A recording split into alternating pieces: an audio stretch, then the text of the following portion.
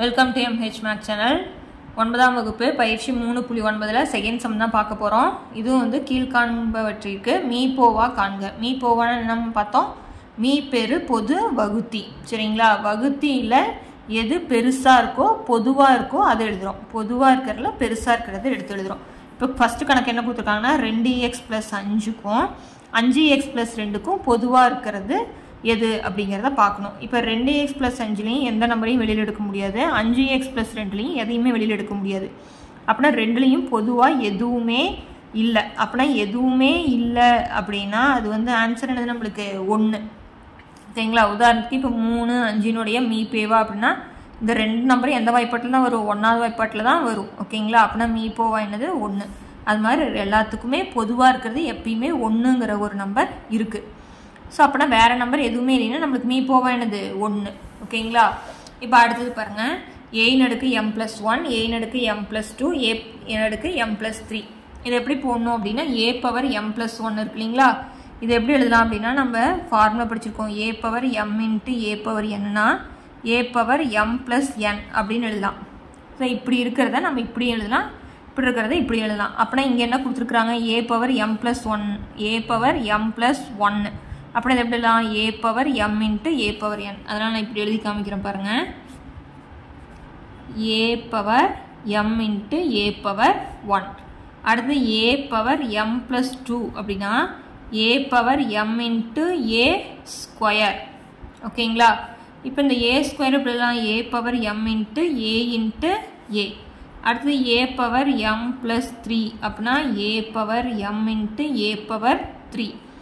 இப்போ a⁻m×a எத்தனை தடவை எழுதணும்? 3 தடவை எழுதணும். ஓகேங்களா? இப்போ மீ போவா பார்க்குறோம். இது மூணுலேயுமே பாருங்கள் a⁻m a⁻m a⁻m. அப்படின்னா மூணுலேயுமே a⁻m இருக்குது.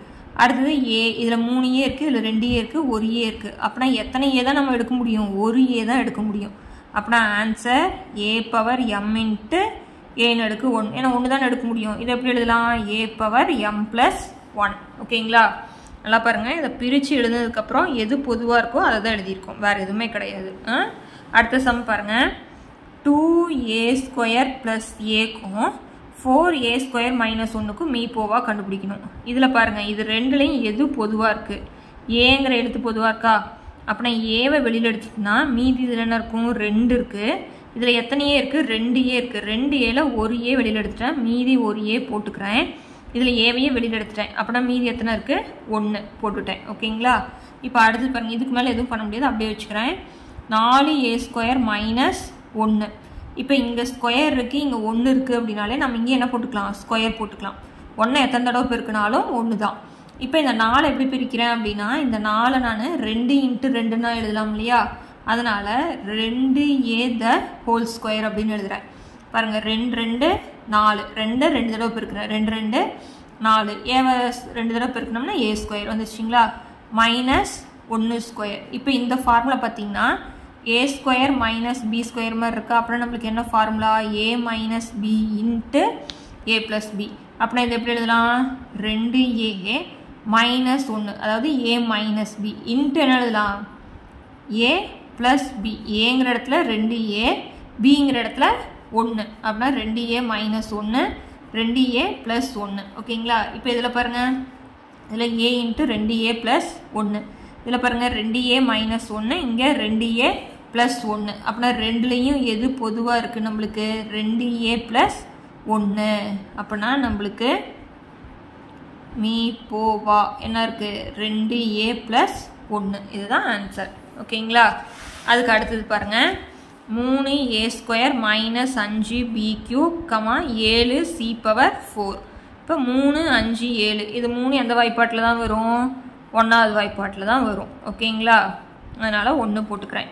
இங்கே a², இங்கே b³, இங்கே c⁴. இது மூணுலேயும் பொதுவாக ஏதாச்சும் இருக்கா? எதுவுமே இல்லை. அதனால் நம்மளுக்கு ஆன்சர் 1. ஓகேங்களா? மூணுலேயுமே பொதுவாக எதுவுமே இல்லை அப்படின்னா நம்மளுக்கு ஆன்சர் என்னது? மீ போவா 1 தான் எப்பயுமே. அடுத்தது பாருங்கள், a⁻4 - 1 a² - 1. இப்போ a⁻4 - 1 இருக்குது. நான் இதை எப்படி எழுதுகிறேன் அப்படின்னா a² ² எழுதலாமா? நம்ம ஃபார்முலா கொண்டு வரணுங்கிறதுக்காக ஏ ஸ்கொயர் 2 2 4 வந்துருச்சு. அதாவது formula a power M whole power n அப்படின்னா a power M into n அப்படின்னு நம்ம அடுக்கு விதி படிச்சிருக்கோம் இல்லையா, அதை வச்சு எழுதியிருக்கோம். இப்போ மைனஸ் 1 இங்கே ஸ்கொயர் இருக்கிறனால நம்ம என்ன போட்டுக்கிறோம் ஸ்கொயர், ஏன்னா 1 எத்தனை தடவை பெருக்கினாலும் 1 தான். இப்போ இது பாருங்கள், இது ஃபுல்லாக ஏ, இது பி, அப்படின்னா ஏ ஸ்கொயர் மைனஸ் பி ஸ்கொயர்னு வச்சுக்கலாமா. A square minus B square formula என்னது, A plus B into A minus B. இது இந்த சைடு வச்சுக்கலாம், இது இந்த சைடு வச்சுக்கலாம். அப்புறம் எப்படி எழுதலாம், X square plus 1 into X square minus 1. ஓகேங்களா, ஏ plus B into A minus B. ஏங்கிற இடத்துல எக்ஸ் ஸ்கொயர் இருக்குது, அதனால் இப்படி எழுதியிருக்கேன். அடுத்தது இது பாருங்கள், இது ஏ ஸ்கொயர் மைனஸ் பி ஸ்கொயர் மாதிரி இருக்கா, மைனஸ்க்கு மட்டும்தான் இந்த ஃபார்முலா. அப்படின்னா எக்ஸ் ஸ்கொயர் ப்ளஸ் 1 அப்படியே வச்சுக்கிறேன். இது எப்படி எழுதிக்கிறேன், ஏங்கிற இடத்துல எக்ஸ், பிங்கிற இடத்துல 1. அப்படின்னா X plus 1 into X minus 1 எழுதலாமா எழுதக்கூடாதா, அதனால் அதை அப்படியே வச்சுக்கலாம். ஓகேங்களா, இப்போ அடுத்தது இது எழுதுகிறேன் நான், எக்ஸ் ஸ்கொயர் மைனஸ் 1. இங்கே பாருங்கள், எக்ஸ் ஸ்கொயர் மைனஸ் 1 இங்கே இருக்கா, அப்புறம் இங்கே என்ன எழுதிக்கலாம், ஸ்கொயர் போட்டுக்கலாமா. அப்புறம் எக்ஸ் ஸ்கொயர் மைனஸ் 1க்கு இதுதானே ஃபார்முலா எழுதுனீங்க, அப்புறம் என்ன எழுதலாம், X plus 1 into X minus 1. இப்போ ரெண்டையும் பொதுவாக இருக்கிறது, எக்ஸ் ப்ளஸ் 1 பொதுவாக இருக்குது, எக்ஸ் மைனஸ் 1 பொதுவாக இருக்குது. நீங்கள் இதை அப்படியே எழுதினாலும் ரைட்டு தான். இல்லை அப்படின்னா பாருங்கள், இதுவும் பொதுவாக ஒரே மாதிரி இருக்கா, அப்படின்னா நம்ம அதை எழுதினாலும் ரைட்டு தான். அதாவது X plus 1 into X minus 1ன்னு எழுதினாலும் ரைட்டு தான். இல்லை அப்படின்னா எக்ஸ் ஸ்கொயர் மைனஸ் 1 அப்படின்னு எழுதினாலும் கரெக்ட் தான். ஓகேங்களா, இப்போ அடுத்தது பாருங்கள், இதில் பாருங்கள் கடைசி sum A cube minus 9a X square இருக்குது. ஓகேங்களா, இப்போ நம்ம இதை என்ன பண்ணலாம் அப்படின்னா, எது பொதுவாக இருக்குது அப்படிங்கிறத பாருங்கள். இதில் ஏ எத்தனை இருக்குது, 3 தடவை இருக்குது. இங்கே இதில் ஏ 1 தடவை இருக்குது. அப்படின்னா ஒரு ஏ வெளியில் எடுத்துடலாமா. ஒரு ஏ வெளியில் எடுத்துட்டா இங்கே எத்தனை இருக்குது, ஏ ஸ்கொயர் 2a இருக்கும். இதில் ஏ வெளியில் எடுத்துட்டா மீதி என்ன இருக்குது, 9 எக்ஸ் ஸ்கொயர் இருக்குது. ஓகேங்களா, இந்த 9ங்கிறத இங்கே ஸ்கொயர் இருக்கிறதுனால எந்த நம்பரை 2 தடவை பெருக்குனா 9 வரும், நம்மளுக்கு 3 வருமா. அப்படின்னா A into A square minus 3x the whole ஸ்கொயர்னு எழுதலாமா. பாருங்கள், 3 2 தடவை பெருக்குனா 9, அப்படின்னா 9 எக்ஸ் ஸ்கொயர். ஓகேங்களா, இது போன கணக்கு போட்ட மாதிரியே தான் ஃபார்முலா. பாருங்கள், ஏ ஸ்கொயர் மைனஸ் பி ஸ்கொயர். ஏங்கிற இடத்துல ஏ தான் இருக்குது, பிங்கிற இடத்துல மட்டும் 3x இருக்குது. அப்படின்னா எப்படி எழுதலாம், இந்த ஏ பொதுவாக இருக்குது அப்படியே வச்சுக்கிறேன். ஏ மைனஸ் பி, ஏ மைனஸ் பி, அடுத்தது ஏ ப்ளஸ் பி. ஏங்கிற இடத்துல ஏ தான், பிங்கிற இடத்துல மட்டும் என்ன இருக்குது, 3x. நம்ம ஃபார்முலாவில் போடுறோம், ஏ ஸ்கொயர் மைனஸ் பி ஸ்கொயர்னா A plus B into A minus B, இல்லை A minus B into A plus பினாலும் ஒன்று தான்.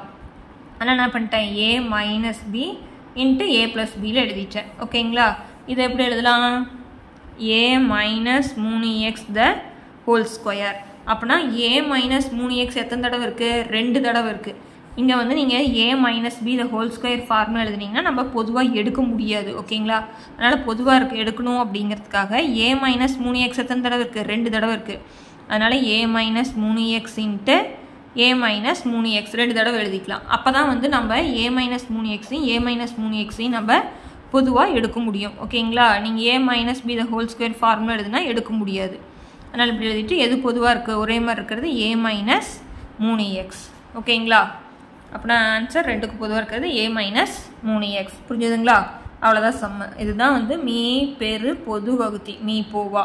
எது வந்து வகுத்திகள் எழுதிட்டு எது பெருசில் பொதுவாக இருக்கோ அதுதான் வந்து மீ பெரு பொது வகுத்தி. ஓகேங்களா, இந்த சம்மோட இந்த பயிற்சி முடிஞ்சது. அடுத்தடுத்த பயிற்சி பார்க்கணுன்னா சேனலை சப்ஸ்கிரைப் பண்ணிக்கோங்க. தேங்க்யூ.